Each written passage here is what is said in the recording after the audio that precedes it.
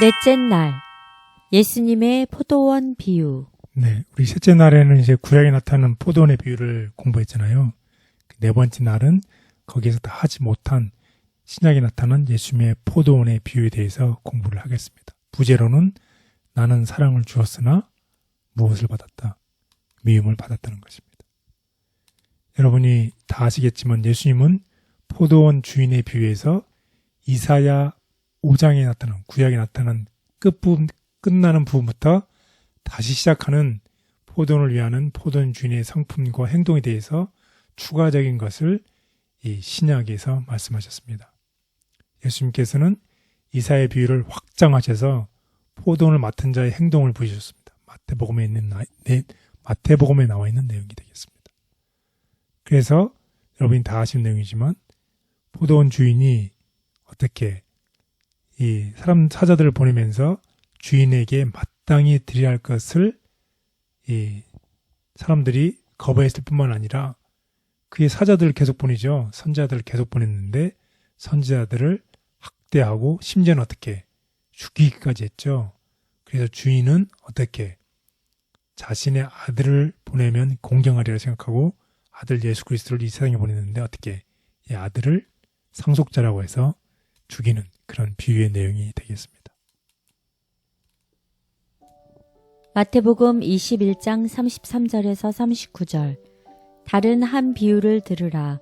한 집 주인이 포도원을 만들어 산울타리로 두르고 거기에 집 짜는 틀을 만들고 망대를 짓고 농부들에게 새로 주고 타국에 갔더니 열매 거둘 때가 가까움에 그 열매를 받으려고 자기 종들을 농부들에게 보내니 농부들이 종들을 잡아 하나는 심히 때리고 하나는 죽이고 하나는 돌로 쳤거늘 다시 다른 종들을 처음보다 많이 보내니 그들에게도 그렇게 하였는지라.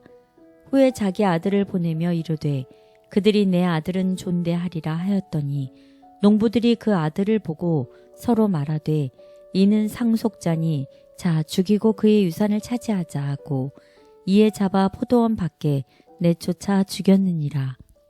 이사야서에 나와 있는 내용의 확장이지요.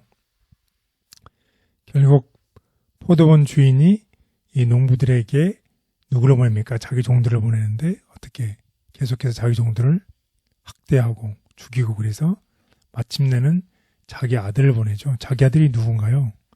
예수 그리스도를 이 땅에 보냈는데 예수 그리스도를 어떻게 상속자니 죽이자고 유산을 차지하자고 어떻게 예수님을 죽인 십자가에 죽인 이 비유의 말씀입니다.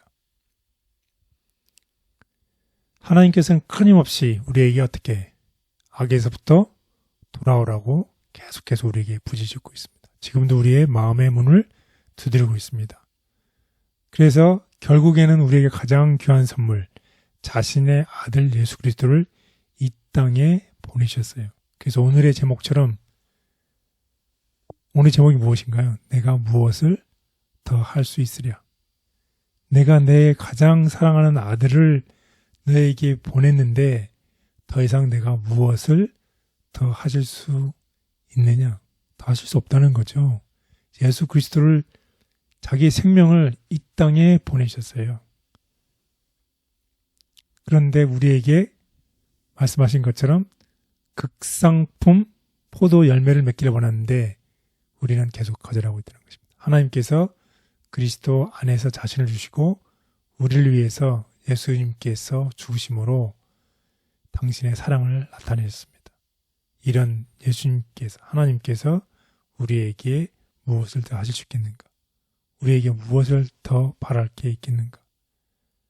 심지어 하나님께서 악을 완화하고 제거하기 위해서 할 수 있는 모든 일을 다 하셨어요. 그렇죠? 십자가를 통해서 모든 일을 예수님께서 이 구원의 계획을 완성하시고 우리에게 길을 제시하시고 대속하시고 예수 그리스도를 믿는 자는 모두 다 사망에서 생명 없는 길을 주신 것입니다. 이 세상 임금이 심판을 받았음이니라. 이 비유는 주님의 사업에서 책임을 부여받고 있는 모든 사람에게 매우 중요하다. 하나님께서는 한 백성을 택하셔서 그리스도의 교육을 받게 하셨다. 그분께서는 저들을 광야로 데리고 가 당신의 봉사를 위해 훈련을 받게 하셨으며 그곳에서 최고의 도덕법, 곧 당신의 거룩한 율법을 저들에게 주셨다. 저들은 하나님의 교과서인 구약도 받았다. 그리스도께서는 구름 기둥 속에 둘러싸이신 채 저들을 광야 여행으로 끌어들이셨다. 그분께서는 당신의 권능으로 들포도를 애굽에서 당신의 포도원으로 이식하셨다. 하나님께서 내가 내 포도원을 위하여 행한 것 외에 무엇을 더할 것이 있었으랴 라고 하신 말씀에 일리가 있는 질문이다. 이스라엘 백성들의 역사가 기록된 것은 세상의 끝을 가까이 두고 있는 우리에게 경고와 교훈을 주기 위해서이다. 이 마지막 날에 믿음 안에 굳건히 서서 마침내 하늘의 가나안에 들어가고자 하는 자들은 예수 그리스도께서 이스라엘 백성에게 하신 경고의 말씀을 들어야 한다.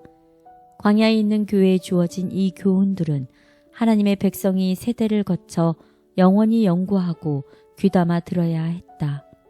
광야에서 하나님의 백성이 경험하는 것은 이 시대의 하나님 백성의 경험이 될 것이다. 성도들에게 한 번 전해진 진리는 믿음을 굳게 붙잡는 자들에게 모든 시대의 안전장치이다. 포도원의 비유는 주인의 성품과 행동을 말해준다. 그리스도의 사역을 통해 자신을 주시고 죽으심으로 하나님은 공의와 완전한 사랑을 공개적으로 입증하셨다. 모든 것을 주심. 아버지여 저희를 사하여 주옵소서. 자기의 하는 것을 알지 못함이니이다. 하늘이 줄 수 있는 것은 모두 주어졌다. 그리스도는 내 포도원을 위하여 행한 것 외에 무엇을 더할 것이 있었으랴고 말씀하신다. 그처럼 그대를 위한 그분의 돌보심과 수고는 줄지 않고 오히려 늘어났다. 그는 아직도 나 여호와는 포도원 지기가 됨이여 때때로 물을 주며 밤낮으로 간수하여 아무든지 상해하지 못하게 하리로다 라고 말씀하신다. 악한 종도 끝까지 사랑하시는 하나님의 은혜에 감사합니다. 자신을 주시고 십자가를 지심으로 주신 하나님의 구원을 저는 어떻게 받고 있는지요. 저에게 악한 종과 같은 모습이 있다면 고쳐주셔서 주님의 아름다운 밭이 되게 도와주옵소서. 예수님의 이름으로 기도드렸습니다. 아멘.